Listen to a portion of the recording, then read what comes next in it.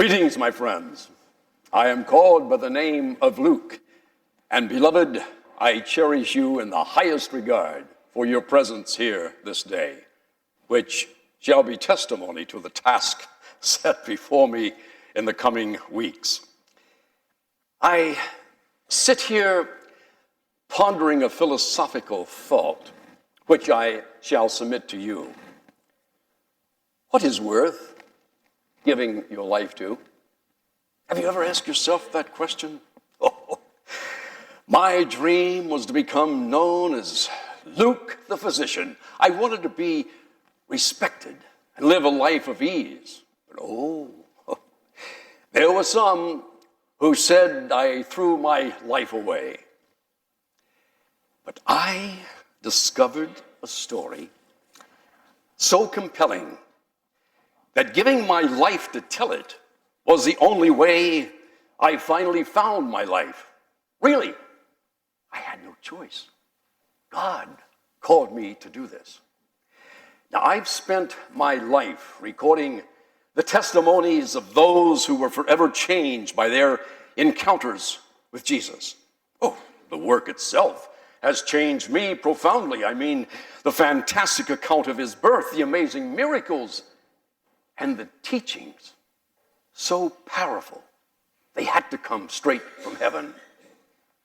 Well, as you might envision, there's a lot to reveal. So, with your blessing, I shall return to my work.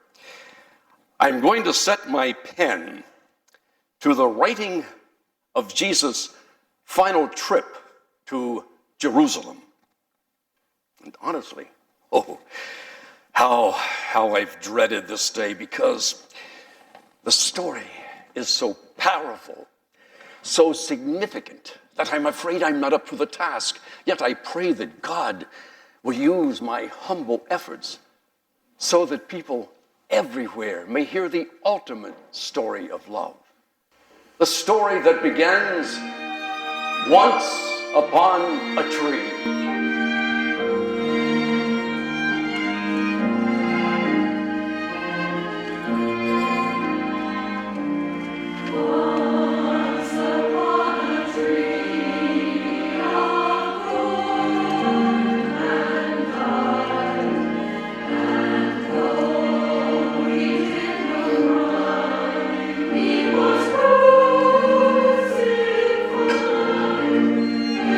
Story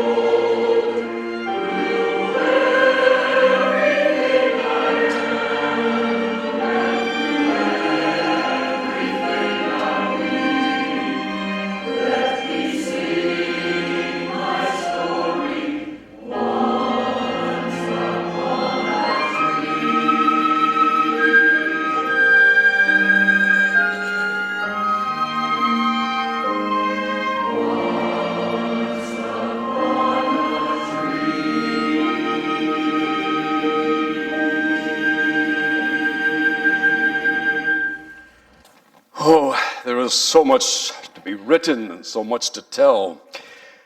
But before we proceed with the declaration of Jesus' journey, let me set my pen to this journal before it passes my memory. And when he had spoken, he went as before, ascending up to Jerusalem.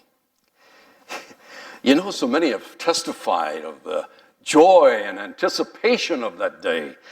The disciples said they felt a sense of destiny, and others, they were sure they were seeing the Messiah himself riding in that curious procession. They were happy, and they said that God apparently was there to free them from tyranny and to establish a bold and new kingdom.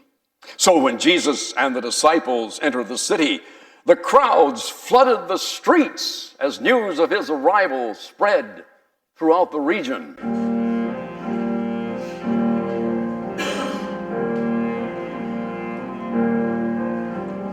Look in the distance.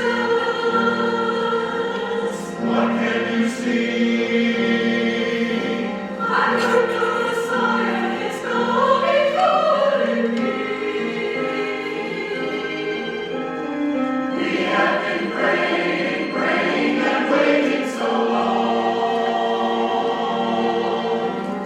Now the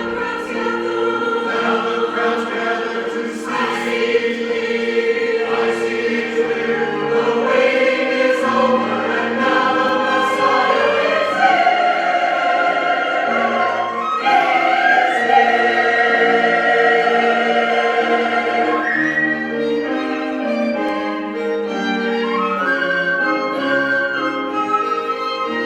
Arise and shine, your light is coming. Look and see, the glory of the Lord is rising. Look and see the Lord.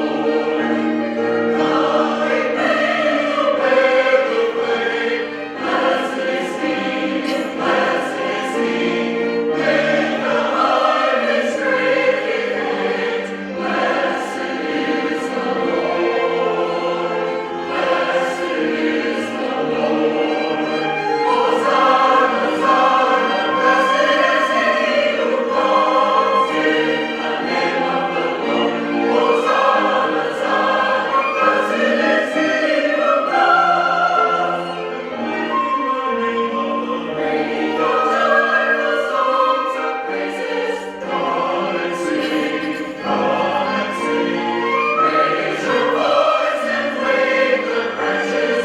Come and sing to the Lord. Come and sing to the Lord. Hosanna, Hosanna, blessed is He who comes in the name of the Lord.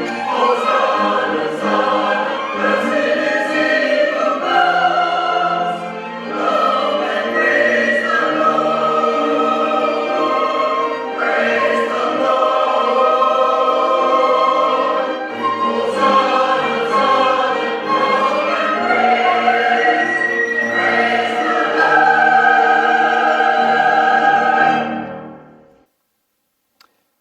Jerusalem, the holy city, so full of history and tradition. Oh, so full of politics and power, hypocrisy and corruption. Jerusalem was a dangerous place for a prophet, and Jesus knew it. But instead of being careful, he preached the truth even more boldly than ever before.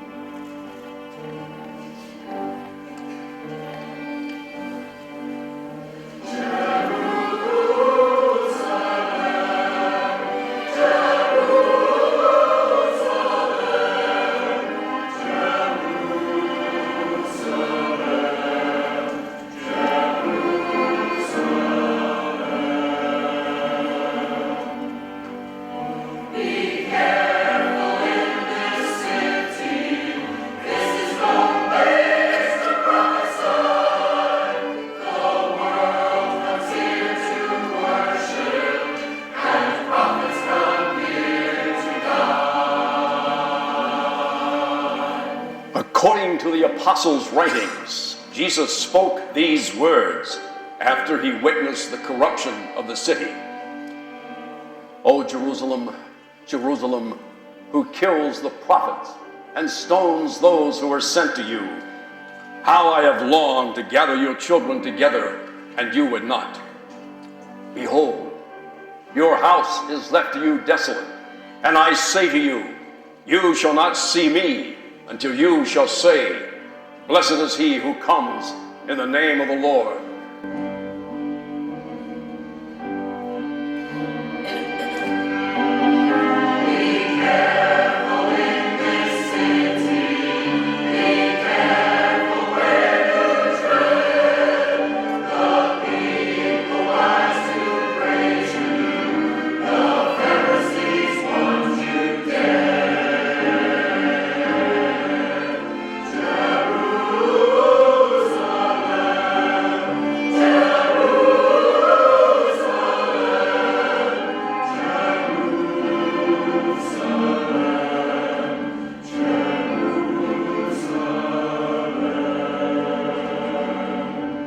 Then Jesus went into the temple and began driving out those who were selling, and overturned the tables of the money changers, and he admonished them. Is it not written, my house is a house of prayer, but you have made it a den of robbers and thieves?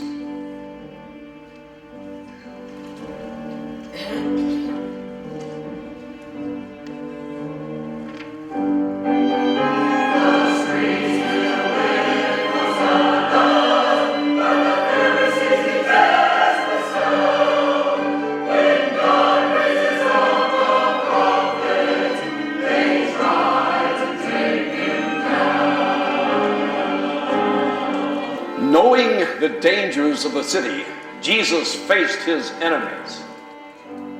Beware of the teachers of the law, for they like to walk around in long flowing robes and love to be greeted at the marketplaces and have the most important seat in the synagogues. They devour widows' wives and for show make lengthy prayers. Such men will be punished most severely.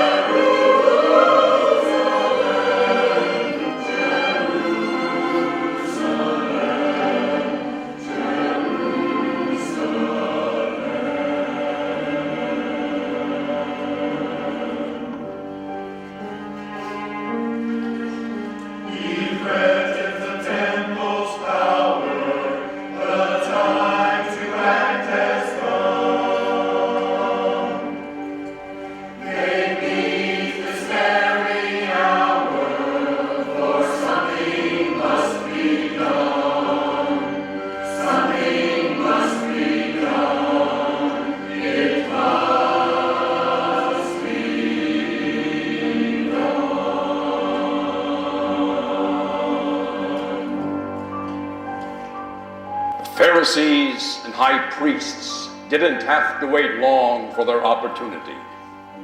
Judas, one of the disciples, offered to lead them to Jesus when the crowds weren't around. It was almost too good to be true, and they quickly seized upon the opportunity. Jerusalem would waste no time in killing this prophet. We all remember times when we've had to say goodbye.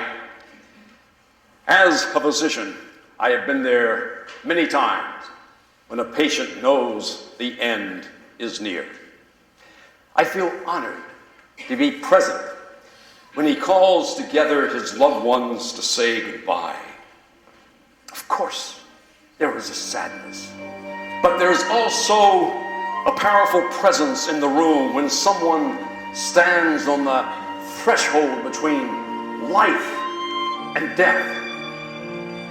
I remember that very same feeling when I wrote about the last Passover meal Jesus shared with his disciples. Oh, they were still confused by his words of doom. But what Jesus was saying, he was saying goodbye. There must have been a sweetness amidst the sorrow when he shared the bread and then the cup. And the words he spoke would live with them forever.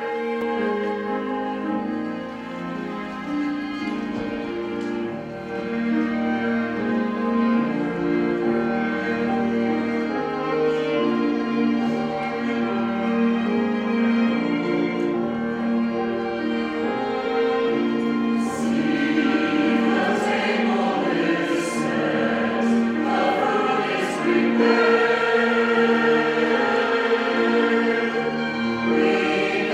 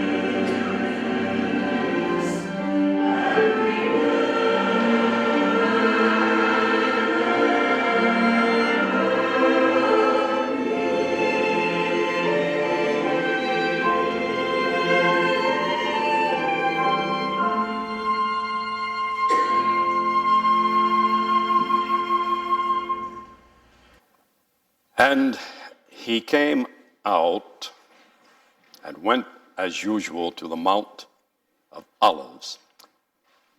And the disciples followed him to the Mount of Olives, the Garden of Gethsemane. You know, sometimes when I write, the power and emotion of a story overwhelm me. I am a physician, a man of science, yet the drama grips me. Let me set the scene for you, because it is so striking. Here is Jesus in the garden praying, torn between the dread of death and his commitment to God. Even as he prays, he knows that one of his own has gone to betray him. And the other disciples, still confused by his words of doom, are exhausted and try to fight to stay awake. Then, just over the next hill, there's a procession of torches and swords as they come to arrest Jesus. Soon, they will set into motion a hellish ordeal of a humiliating trial and a slow, torturous death.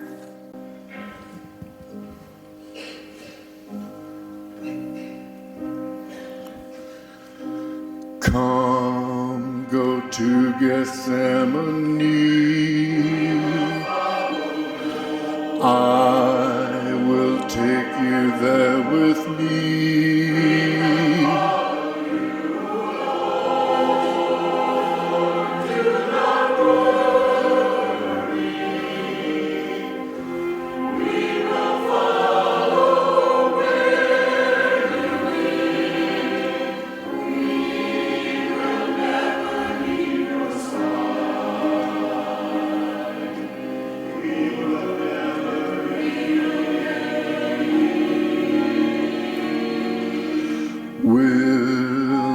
Stay awake with me. Keep alert and pray with me. Pray that we can stand the test. All we need is peace and rest. We will pray as evening comes.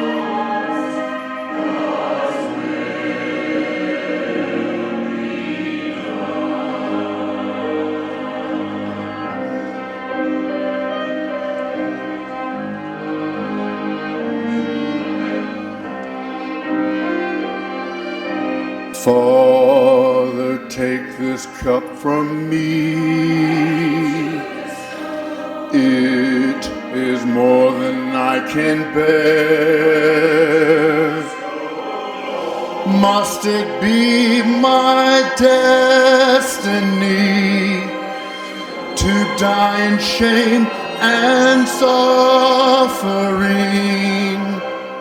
Still, I am your son, your will be done, your will be done, your will be done.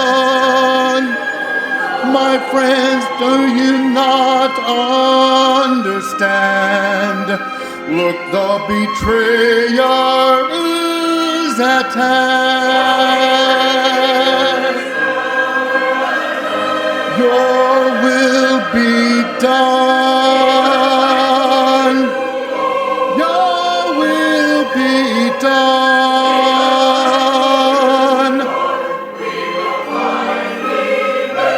Your will be done. Your will be done. Your will be done.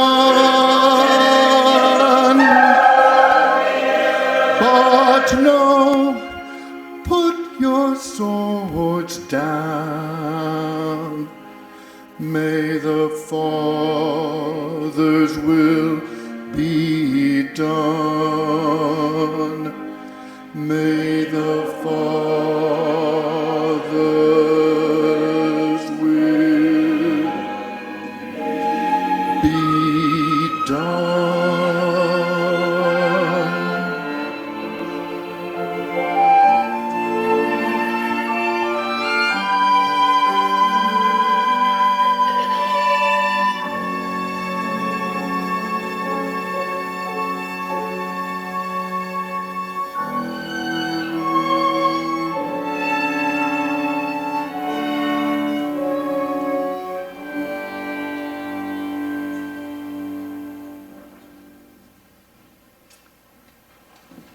After questioning and beating Jesus most of the night, they finally took him to trial.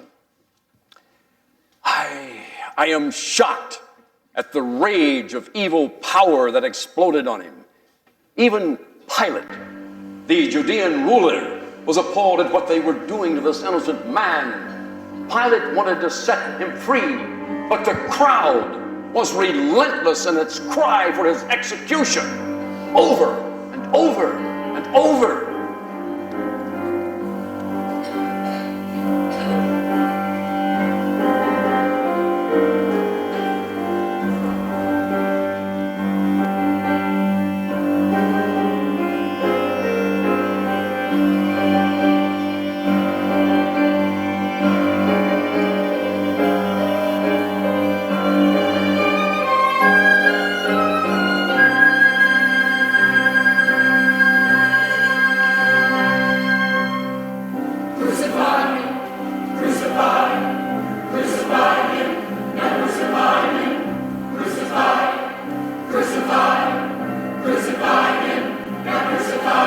What has he done that he should die?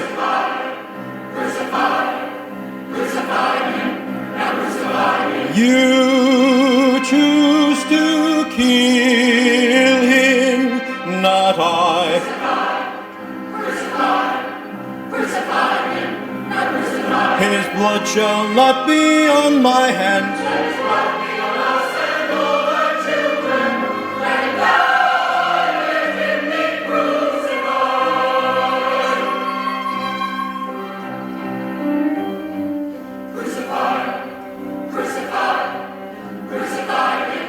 I'll free Barabbas or Jesus, you decide. Crucify, give us Barabbas, One shall live, the other man shall die. Crucify, give us Barabbas, Why should I free a man like that?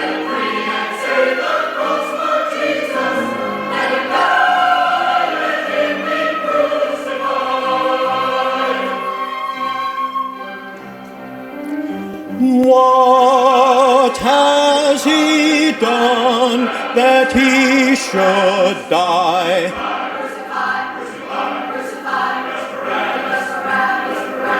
You choose to kill him, not I.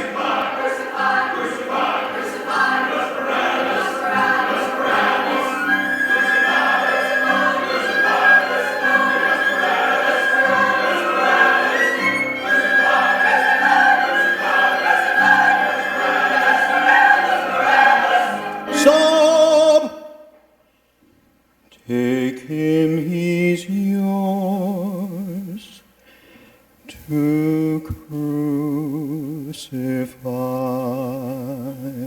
Crucify him, crucify him, crucify him, crucify him, crucify him, crucify him, crucify him, crucify him, crucify.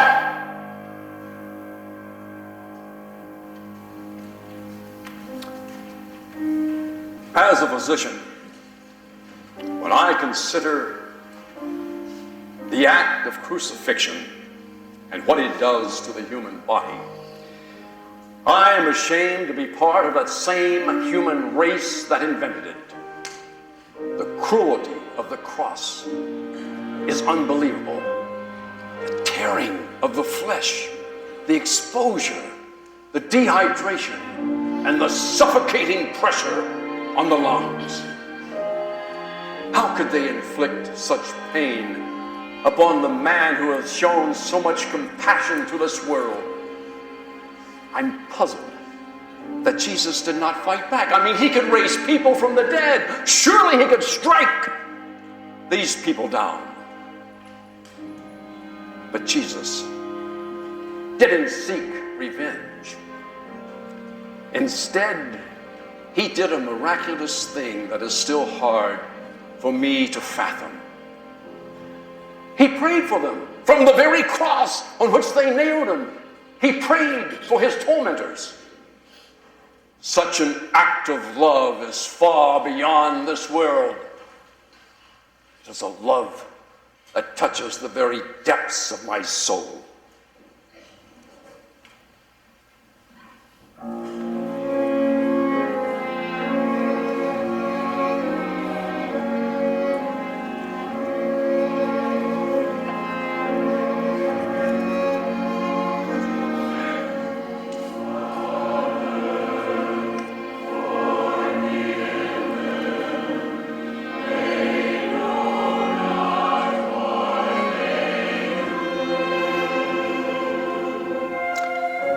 And the soldiers led him into the palace and called together the whole cohort. And they clothed him in purple, and after twisting some thorns into a crown, they put it on him and began to praise him, "Hail, King of the Jews!" And then they struck him in the head with a reed and spat on him and knelt down before him.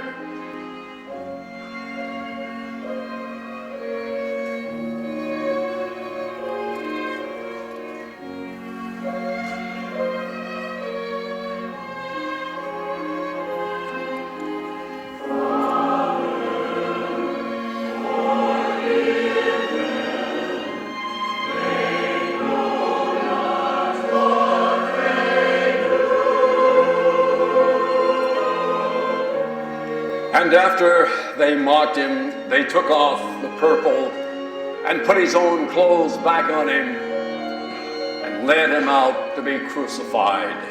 They took him to a place called Golgotha, which means the place of the skull.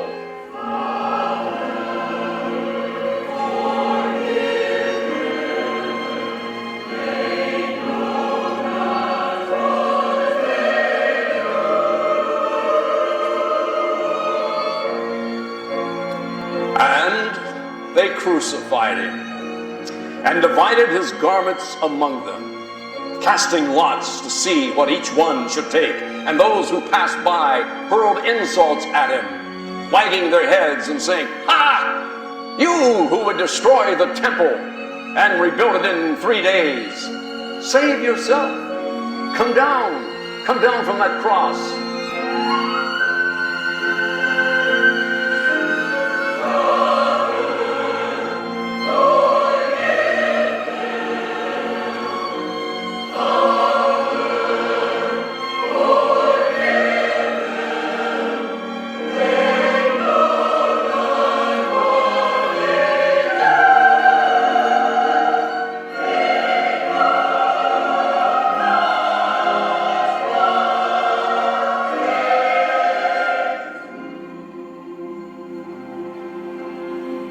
And Jesus cried out with a loud voice and breathed his last.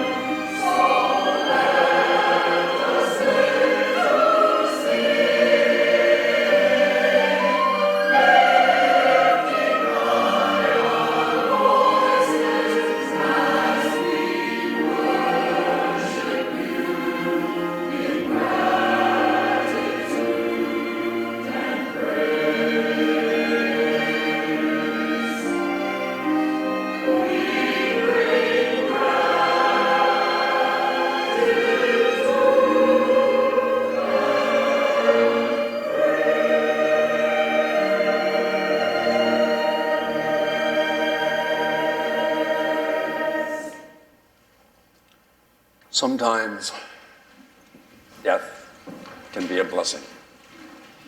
One of the few who stayed until they lowered Jesus down from the cross was his mother, Mary. It had been torture for her to stay, watch her son suffer so. Now his suffering was over. Though her heart was breaking, she must have felt a sense of relief.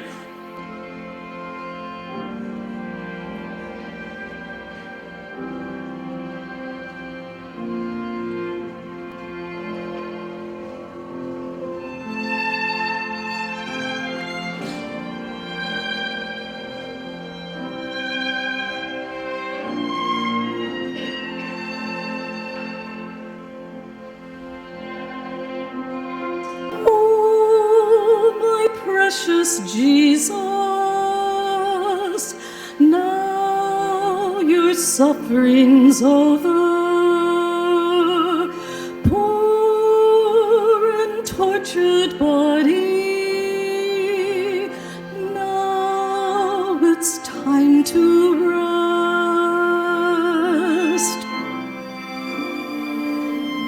Why were they so angry? Turn to hating. How could they kill you? Steal your life away.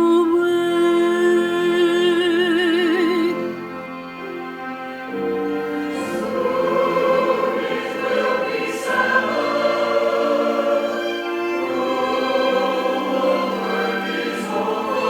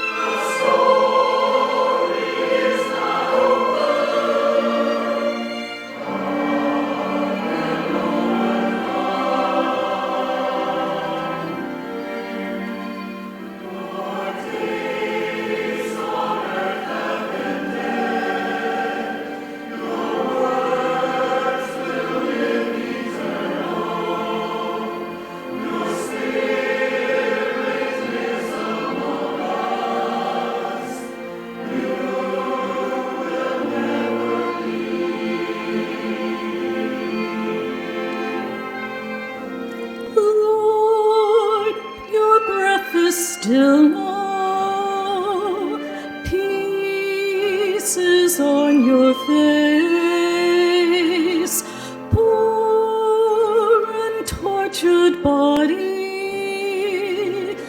Now it's time to rest. Now it's time to rest.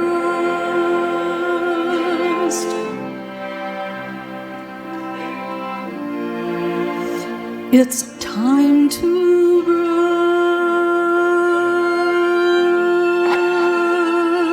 rest.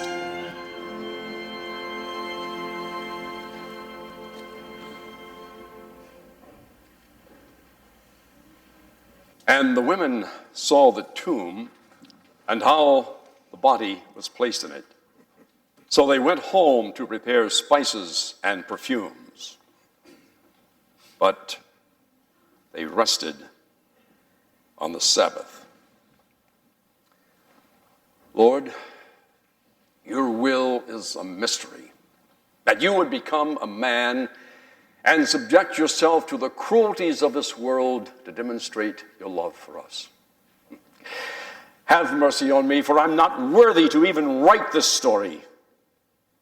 Still, though, through your death, you give us life. Through your grace, you make us whole. By your strength, I will never turn from telling the story of your deep and holy love. With every breath I take and every day I live, let me be a witness to your heavenly love.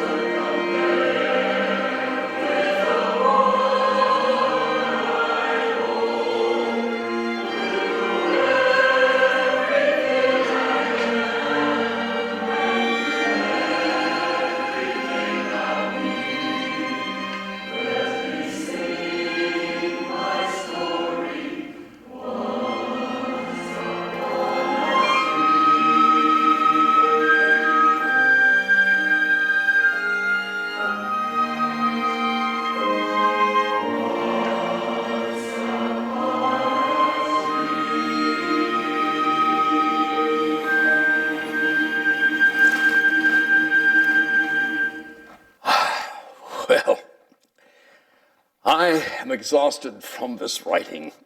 Oh, it's as though I had lived through the story myself.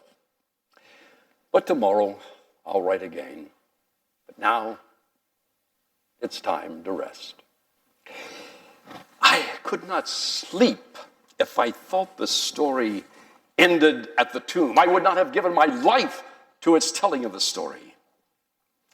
But tonight, I rest in the assurance that tomorrow belongs to the Lord. I rejoice in things I have yet to tell, the miracle of the empty tomb, his resurrection, and his appearance to the people on earth. And then there are those eyewitness accounts of Jesus ascending into heaven right before their very eyes. Well, I shall join the Apostle Paul in taking the story to the ends of the earth. And I'll be traveling with him to record the Acts of the Apostles. Each day will be an adventure. Now, I have been faithful in my writing all of these things, which I place in your hands. What will you do with this story? Thank you so much for being a part of our service of worship this morning. I don't know about you, but I feel like our choir and Phil and Lori and our instrumentalists deserve a round of applause.